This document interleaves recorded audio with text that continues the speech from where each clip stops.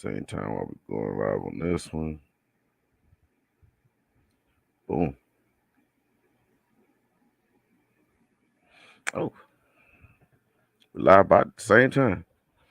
Peace, peace, peace. What up, y'all? Y'all already know what time it is. It is Wednesday night. Time for that quick 30 with your host, two-time ATL's hottest DJ, the God DJ Agony, also known as Dr. Dope. And before we jump into that, yo, I want to thank everybody that came out and watched the quick 30 last week. There was no dope show last Friday, but we did have a quick 30.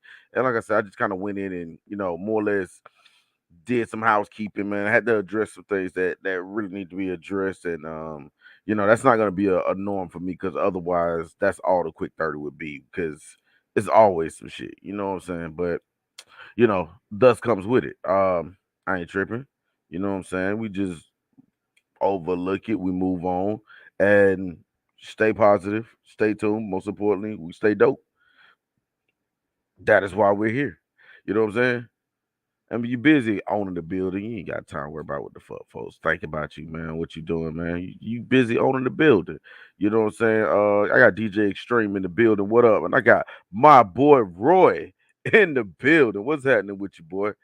Um, so I mean, that's where we at with it. But this week we kind of had to chop the shows up a little bit because we got two really big days coming up. You know what I'm saying? We got Father's Day coming up on Sunday. Big shouts out to all the dads out there doing their thing, man. The good dads, you know what I'm saying? I mean, you guys are dudes that they call dad, but is he really a dad? That's a whole nother show that, what I'm saying, we may or may not get into here one day. Who the hell knows? But outside of Father's Day, we got Juneteenth coming up. Which will be it'll be observed on Monday.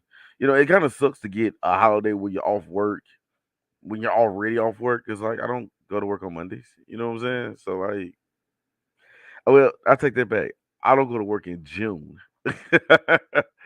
So to have a Monday in the middle of June off, it's like so.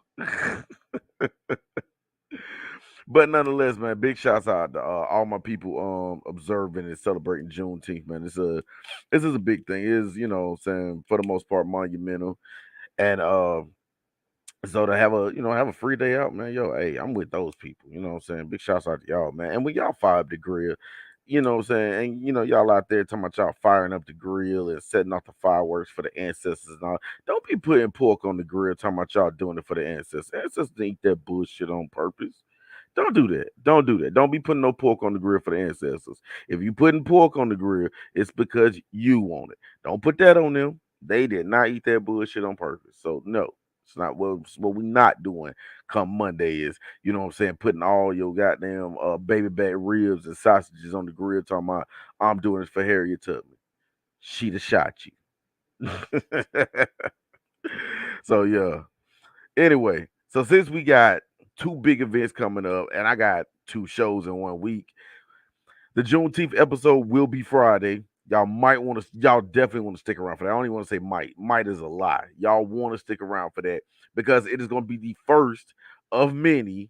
And I'm trying to do this monthly, but of course, we got to see how the first one goes. Dope game night. Yes, we are doing dope game night come Friday, and the game is take my black card. Which I mean, how fitting is that considering it's Juneteenth weekend? So who knows the most about black culture from my two people? And I'll be announcing the two people in the next coming days. So who knows the most about black people outside of these two people I got? Y'all stick around Friday and find out. So since we're doing Juneteenth on Friday tonight, we are doing Father's Day. And everybody knows the quick 30 is the hey, Shades by Pizzas in the building. What up, shouty? But everybody knows quick 30 is all about my top 10, what's hot and what's not list. So with it being Father's Day coming up, top 10 TV dads. Yeah. Y'all had to know it was coming, right? I mean, y'all had to know it was coming. And then y'all know my taste. So y'all probably already know who won. Hey, big head. But y'all probably already know who won. But it's gonna be a slight curveball in here. Y'all gonna see at the end, they're like, what? And I'm like, yup, told you. Anyway, so let's jump into the list, man. Yo, my number 10, top TV dad. Now, mind you, we're doing just TV shows, no movies. So I know y'all thinking about, yo, man, what about that one movie? That's a movie. That's a whole nother list for a whole nother Wednesday.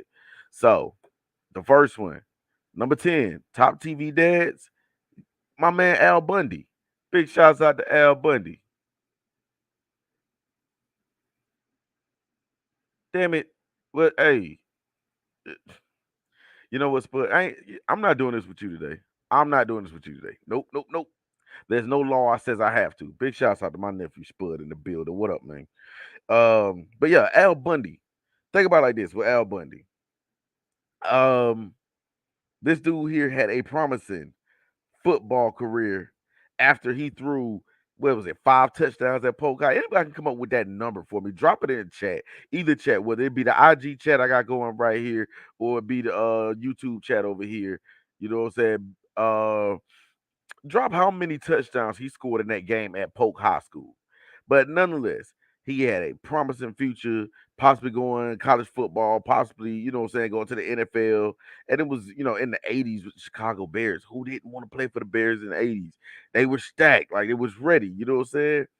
But woman gets pregnant and he shuts it all down, take care of the family, sell shoes. And if you ever watch Married with Children, you'll realize Al Bundy is probably the most miserable husband and or dad ever on TV, ever on this list. Yet one thing that he did not do in his misery with living with his family, he never left. Big shouts out to Al Bundy, man. You stuck it out, man. Hey, you know what? Hey, flowers and roses for the guys that stick it out, even when it ain't even beneficial for them. You know what I'm saying? Because who know what would happen if Al would have left? Who knows if he'd have chased that football career or not? I got 71 Coop 98 in the building. What's happening with you? You know what I'm saying? So who knows what could have happened? How it could have played out? You know what I'm saying? My number 9 pick, and number 9 comes from a cartoon, but at the same time, yo, if y'all ever watch this cartoon, it ain't all the way G rated. It's like PG-ish, not quite 13-ish, but it's some shit a little bit, you know what I'm saying? My number 9 pick is Oscar Proud from the Proud family. Oscar Proud is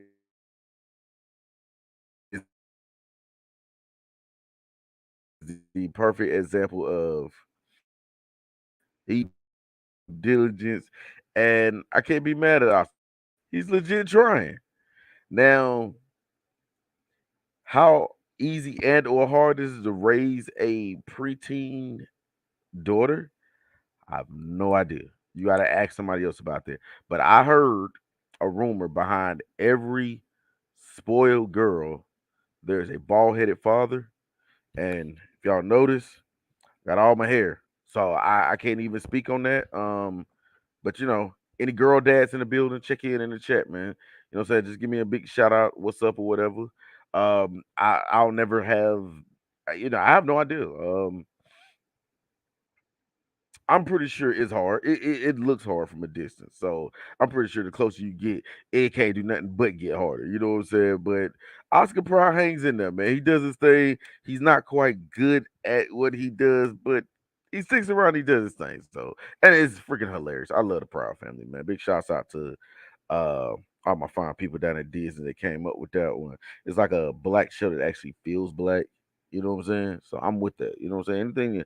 Anything that's black that feels somewhat authentic, I'm okay with that. They can only do so much because it is still Disney people. You know what I'm saying? Look, we got a fan in the building. I'm gonna be honest with you, boy. I'd stick it out too if Paula J. Parker was my wife. I was like, you know what, twins, daughter trying to run the street, you know what? It's quite all right. Paula J. Parker's my wife, and she's a veterinarian. I'm okay with that. I'm quite all right with that. Now let's get to number 8. Number 8, we're going old school with this one, people. Oh yes, we are going old school. We're going way back to the days of black and white. Andy Griffin, number 8, man. You know what I'm saying? And the reason why I picked Andy Griffin is because, it wasn't just Opie that he had. Now, mind you, we talking about in the 50s. Andy Griffin was a single dad. That was a very unheard of thing at that time. Like, huh? And so, his idea to bring a mother figure into his son's life is to move in with his aunt, which, hey, I mean, what better mother figure than, saying the aunt that, all but raised you.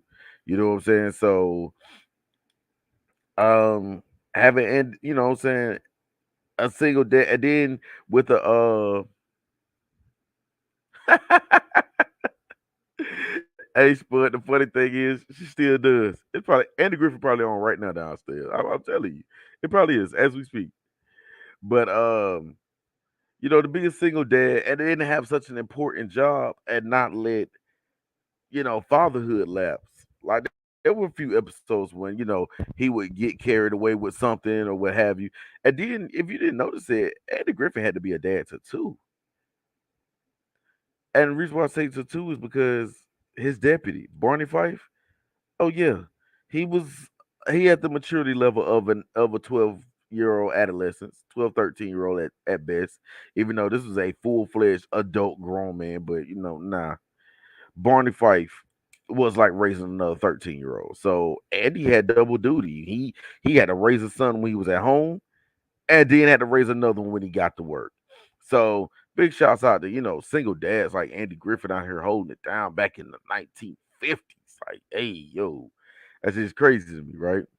Number seven, we taking a whole nother turn again with this one, y'all. Number seven, top 10 TV dads, Tony Soprano. I mean, to be able to run a how do you say an organized crime family as well as coming home and running the family. Tony Soprano had it down. One of my biggest ways to commend Tony Soprano though is the fact that he never let his kids in on what he was doing. If anything, he did his best to hide it. You know what I'm saying? He did not want his kids to think, "Oh, we're in the mafia," and because there are so many people who have the misconception of how the mafia works. And a lot of it, particularly around the time of the Sopranos, we're talking about late '90s going into the 2000s. They were trying to shed the image of, let's say, a Al Capone or your John Gotti's. They were trying to shed that image and just, kind of look regular. You know what I'm saying? So, with that being said, Tony did a fairly decent job of keeping that away from his family. Now, if you watch the show and watch how the show progressed, the internet comes into play and they mess around and start looking on the internet and what do they see come up but their dad's face and it's like, oh shit. You know what I'm saying? But if nothing else, like I said, he kept that life away from him. He didn't try to groom his son to be the next him. He knew his son and had a stomach for it.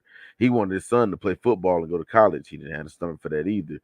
Then he tried the military. He didn't have a stomach for that either. You know what? His son just didn't have the stomach for a lot of shit. That's why Tony knew this life ain't for him. You gotta go somewhere and go be regular, son.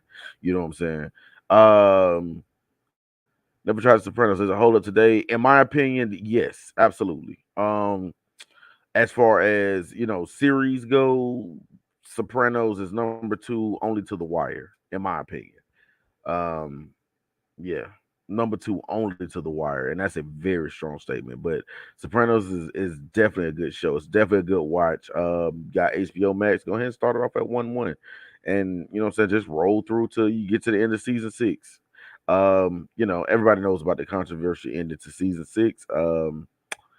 I mean, that's just how it happened. Like, and mind you, we talk about almost 15 years later, and there's people still mad about that ending. So yeah, that's just how it happens, y'all.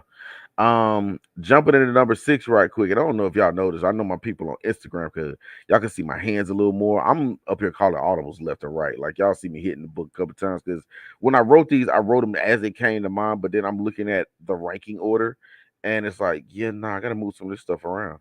So yeah, I'm shifting the order as we speak, y'all. So for number six, I got George Jefferson. Yeah, moving on up. Now, here's why I put George Jefferson on the list. George Jefferson is one of the first times in TV sitcom history that we get a really, really clear view of black entrepreneurship.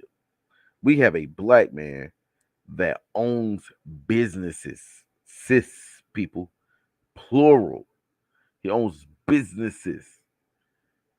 This man probably went from working at a dry cleaner to say, you know what, I'm going to do what they do at Dope Enterprise, and I'm going to own the building. And that's what he did. And that's all he wanted for his son was to own the building. Now, then you got a son like Lionel who's just kind of you got a son like Lionel who's just kind of just doesn't see it. Like, and that was my biggest thing with Lionel. I don't think Lionel knew what his dad went through to become the person he was. You know what I'm saying? And so, yeah, I get it. And Spud, yeah, verbally, yeah, he was horrible. Like, I mean, he treated everybody like crap. I'm gonna be honest, black and or white. The only person he couldn't give it to like that was the maid. Florence wasn't having it. Wait a minute, is that Florence? Yeah, that's Florence. Yeah, okay. I'm mixing up my maids in my head. But yeah, Florence wasn't having it. Nah, no, not even close. So big shouts out to George Jefferson, who all he really wanted was to spread the entrepreneurial spirit onto his next generation, so that maybe what I'm saying. I took the hit so that you don't have to. Hove did that, so you don't have to go through that type situation. I mean, because for most of us as dads, that's really what we want to do, particularly with our sons.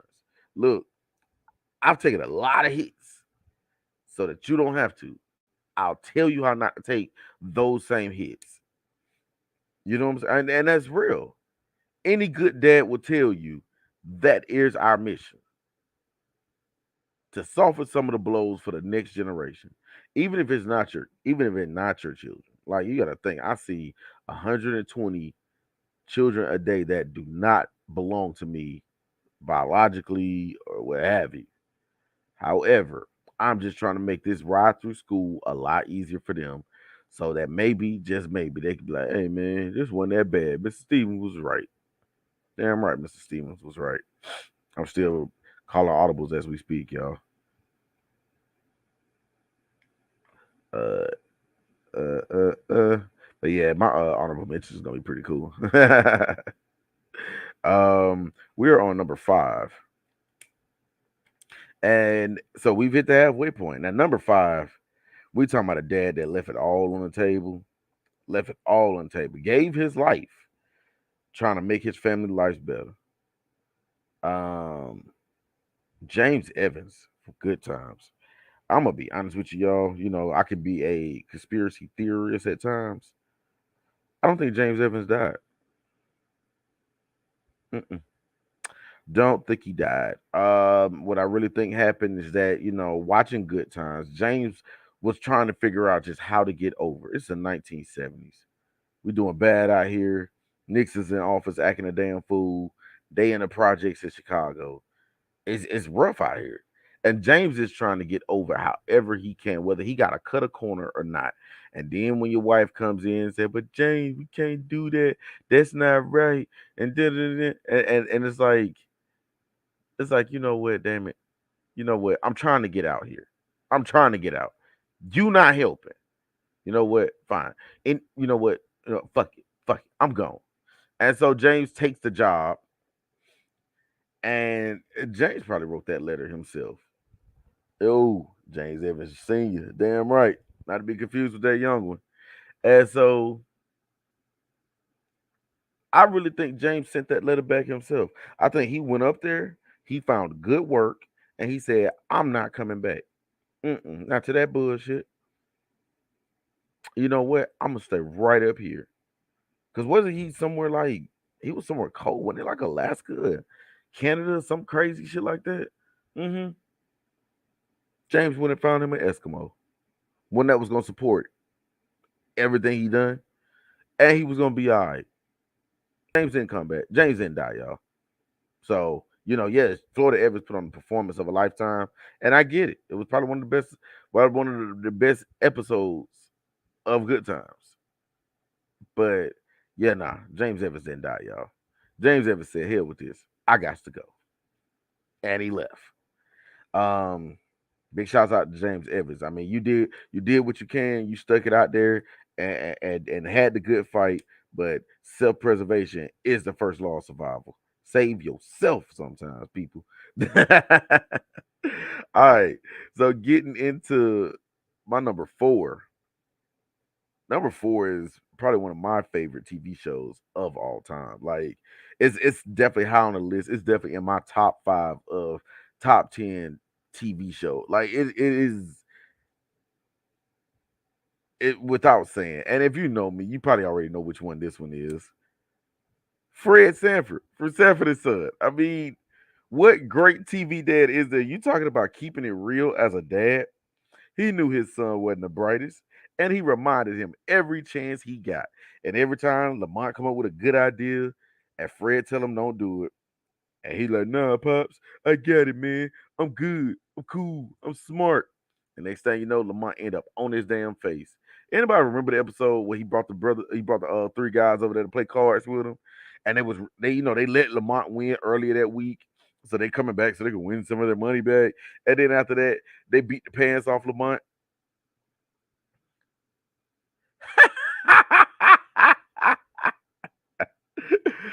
Nah, he wasn't as bad as George Jefferson. But these dudes, say they let Lamont win so that, say get him to that false sense of, hey, I could win. I could win. I could beat these guys.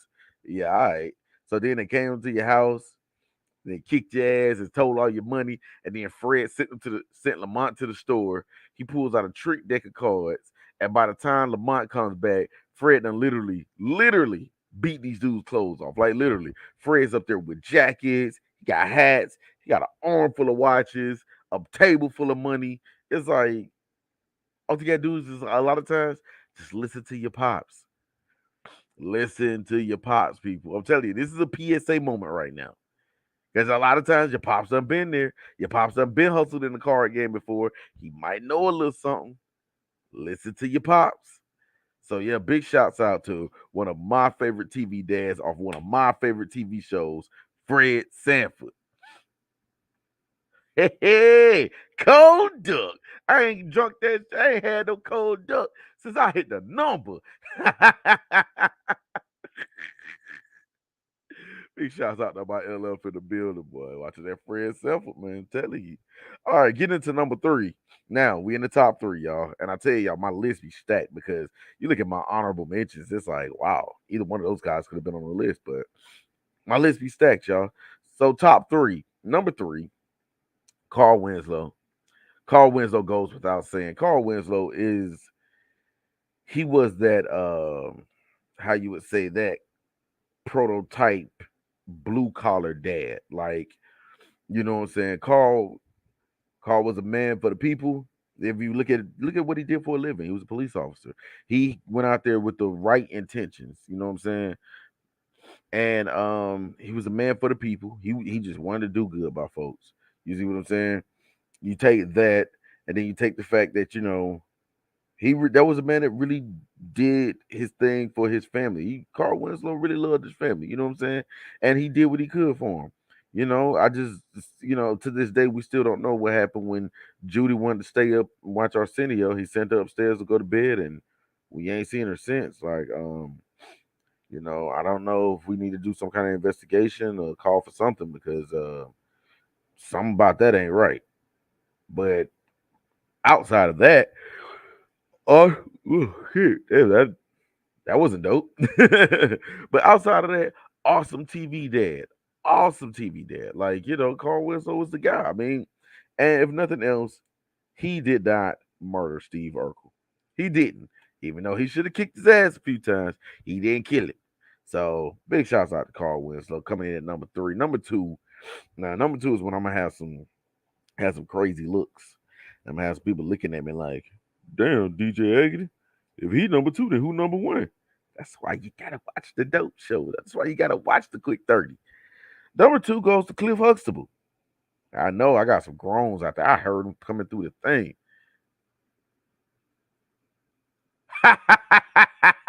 Yeah, it was something about staying up to watch Arsenio. Like, nah, she ended up on Uncut. Yo, that was crazy too, because that girl actually did end up doing porn. That was crazy. But yeah, number two, Cliff Huxtable. Like I said, I hear the groans coming from down the street. Here's why I say Cliff Huxtable is number two. No, Cliff Huxtable is only number two because of who's number one. And number one's just one has to be number one. So Cliff Huxtable, the same thing. I mean, girl dad. He just wanted to make sure his girls didn't end up on, what I'm saying, end up having to live off some man or on a pole living off some man. You know what I'm saying? His son wasn't the brightest, and he was just like, damn it, I just got to get this boy out here and hope he can make it in the world. And not be damn, Theo was the one that graduates college. You know what I'm saying? Out of all of them, he's what, second graduate college? Not sure. Anybody jump in the chat. Did Vanessa graduate college? Because I don't remember. I know the show ends with Theo graduating, and Theo actually did good for himself. When we thought like, yeah, Theo ain't gonna make it. You gotta think when that show first started, 15-year-old Theo. Yeah. But one thing that I do know from have taught 15-year-olds and having had a 15-year-old once, yeah, teenagers are stupid. Yeah, they don't figure it. Teenagers don't really figure it out till somewhere in their 20s. It happens. It's just how it plays. That's how it happens. That's how it plays. Nonetheless, Cliff Huxtable, great dad, great husband, great show overall. I mean, and it was one of those things.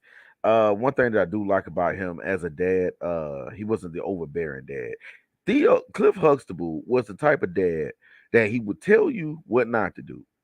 He knows you're gonna try to do it. He's gonna let you hang yourself. Yeah. He's gonna let you hang yourself. Then afterwards, he gonna come around there. He gonna come get you, and you be like, "All right, now you see where you messed up at, right? Not listening to me. All right, like go fix your shit." Sometimes you got to do that. Sometimes, as a parent, you gotta let them fall a couple of times. Now you don't want them to fall off a cliff. You still, what I'm saying, you want to be there to catch them before they fall off the cliff. But at the same time, cliff bars. I say I did that. You don't want them to go off the cliff, but at the same time, sometimes they gotta fall and hit a little piece of concrete to scrape their knee because they'll never know how to get up if they never have to. You see what I'm saying? She actually started college a year early. Interesting. Hmm. You know what? And Vanessa was younger than Theo, so yeah, she would have probably still been in college when Theo was graduating. Good call, Spud. So yeah, Cliff Huxtable, man, great dad, great fatherly advice. Like I said, for the longest, he was all of our TV dads. Like, for the generation above us, it was James Evans. For that next generation, it was Cliff Huxtable. And for the generation after ours, is my number one pick. But before we get into the number one, my two honorable mentions. Um, one was one was Homer Simpson. Hey, he tried. No, Spud, that was Lisa Bonet. Lisa Bonet is the one that got booted. She got booted for a movie called Angel Heart. We're talking about brown skin sister, not light skin sister. Uh, that you talk about Denise. We looking for Vanessa actually, but I see you doing your research though. Good job. Anyway, Homer Simpson, funny guy. You talking about somebody that tries? He tries. Maybe not always the most successful, but it's animated. It's supposed to be funny. Next honorable mention: Ward Cleaver from Leave It to Beaver, and we're still talking about that time period, in that 50s to where um everything was straight laced and by the book. Ward Cleaver was a real by the book kind of guy, and it's like what, sometimes you got to go back to the book. Catch 22 is there's no book on this here parenthood thing. I don't know what the hell he was reading. Maybe I should get a copy of it, and I hope it's written in pencil because there is no book to this parenthood thing. My last honorable mention: Mike Brady. Think about it like this: Mike Brady, you already got three kids as a single dad, and you meet a woman and she bring in three of her own. Yeah. Mike Brady got a lot going on, y'all. But big shouts out to Mike Brady. He made it work. They had a maid. They had a bunch. It was a lot of them. Marshall got hit with the football. You know what I'm saying? Like, I mean, it was ghetto go. You know what I'm saying? Big shouts out to the Brady bunch. Ghetto go. Now I'm going to recap the list before I jump into number one. All right, so going back to number 10, Al Bundy, Married with Children. Number 9, Oscar Proud. Number 8, Eddie Griffin. You know, number one, you don't know who number one here. But number 8, Andy Griffin. Number 7, Tony Soprano. Number 6, George Jefferson. 5, James Evans. 4, Fred Sanford. 3, Carl Winslow. 2, Cliff Huxtable. Danny Tanner. Wow, that would have been a good one. That really would have been a good one. Damn. I like that. It's not the answer, but it's a good answer. It's just not the answer. Danny Tanner from Full House. Yo, big shouts out to Bob Saget too, man. Big shouts out to RIP to Bob Saget. I actually met Bob Saget once. Has to be the tallest white guy I've ever seen. That's not named Dirk Nowitzki. For real, like dead serious. So I'm bouncing at the time at a spot up at Phillips Plaza. And I don't really know. I don't went over the 30-minute mark, but you know, when you have your own media platform, you can sit back and deviate from your list and tell stories. Cause see, this is my show. So I'll tell y'all stories. So I'm bouncing at this spot up at Phillips Plaza one Friday night, and a guy walks up and he's just, you know, we're at closing time, so I'm pulling the rope up, I'm wrapping up. I'm like, yo, it's time to go. Like everybody, you know what I'm saying? If you ain't married to this bar, get the fuck up out of here, right? What guy walks up during closing and it's like, yo, got Bob Saget in the car. He wants to know if he can come in and have a drink real quick. I'm like, man, get the fuck. I'm like, yeah, you know what? You got Bob Saget in the car, and I got Dave Chappelle under this table. Ha ha ha ha ha. So the dude walks off, right? And so I ain't thinking nothing of it. I'm still trying to clear this club out so I can go home. Next thing you know, I hear a voice is like, hey, what's going on, big man? You not gonna let me in to get a drink? And I turn around, I was like, look, I told you we closing. Holy shit, it's Bob Saget. Yo, no bullshit, y'all. Bob Saget had to be about 6'5", 6'6". Like, seriously. Dude probably should have been dunking somewhere instead of telling jokes. I don't know. I don't know. But yeah, dead serious. And they kept the way it ended up happening, they cleared everybody else out. And pretty much Bob Saget had the building for like the next 30 minutes to an hour. And we just sat around and just cracked. Like, yo, TV, and when I say TV, I'm talking about like network TV, didn't even scratch the surface of how funny this guy is. Movies like Screwed, Half Baked, Dirty Work. Bob Saget is a good raunchy kind of funny. Like, yo, Full House of America's Funniest Home Videos didn't even scratch the surface. This dude is freaking hilarious. Yeah. So big shouts out to Daddy Tanner. That's my Bob Saget story. Number one, Uncle Phil, Fresh Prince of Bel Air. Now you asking, well, how was Uncle Phil over Cliff Huxtable, and how is an uncle the number one dad? Ha ha ha ha ha.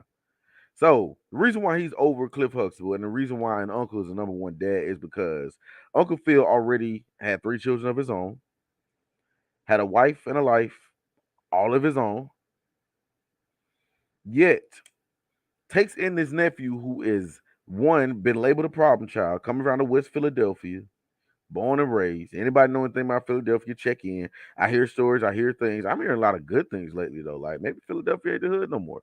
Who knows?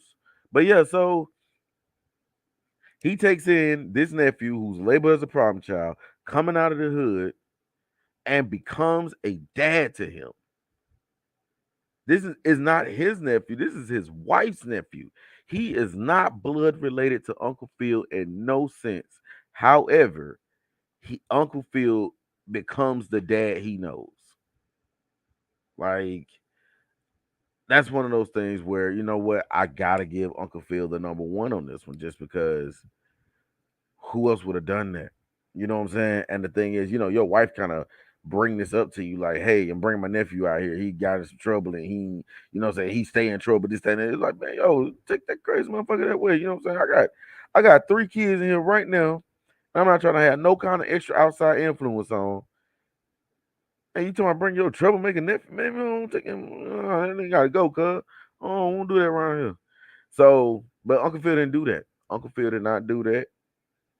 Took Will in as his own, treated him like his own, kicked his ass like as if he was on, and he really gave a damn about Will as if it's his own. And everybody remembers the scene where Will's biological dad comes around and, you know, takes Will out as if, you know what I'm saying, it's, you know, one of those dad weekends, but then afterwards leaves just as fast as he came, and Will's thinking he's gonna go with him and he's not.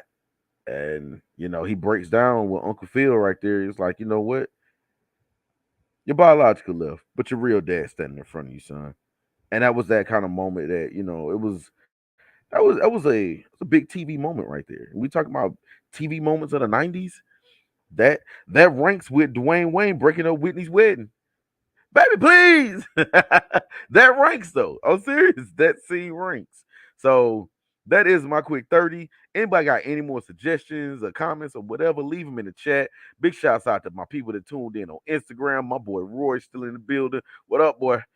And my nephew in the building, my nephew Spud's in here, you know what I'm saying? LF's in the building, man. Yo, and big shouts out to anybody who goes back, watches this. Make sure when y'all watch these, though, make sure y'all share them. Share them to your page. Tell your people about this. You know what I'm saying? And oh Lord, Roy got some shit going on. Love it. I love it. My brothers. But yeah, make sure y'all share this. Like, share this. Let your people know. Yo, Wednesday night, 8 o'clock, quick 30. Yo, jump on this with me, man. You know what, DJ Agony? He do cool stuff. And then we got Friday nights, dope show. Like I said, we are giving out a cash app prize this week. So, like, literally, somebody's gonna walk away with my money Friday. Y'all might want to stick around, check this shit out. Like I said, this is one of those things to where we are growing dope into one of those things to where you're not going to see another platform like this one. You know what I'm saying? So many are out there, and it's like everybody sits in front of a computer, says they have a podcast, but who is doing what I'm doing? Who is running a who is hooking people up on dates? Who is doing a game show where people are winning legit cash money? Who's doing that? I ain't never heard of them. You know what? Because it ain't happening nowhere but right here on the Dope Show. Big shouts out to everybody. Make sure y'all are here Friday night, 8 o'clock, to witness Take My Black Card. Cheer on whoever you want to cheer on. And who knows? The next time it'll happen will be toward this time in July. Who knows? You could be sitting right there on the other side of the screen from me trying to take the black card and run off with the money. Who knows? So until Friday, remember my closing. Imitation is the sincerest form of flattery that mediocrity to pay to greatness. I am DJ Agony, your two-time ATL hottest DJ. We got the Z Mode checking in on Negro time, late as hell, but that's all right though. He is here. Anyway, we are out, y'all. Peace.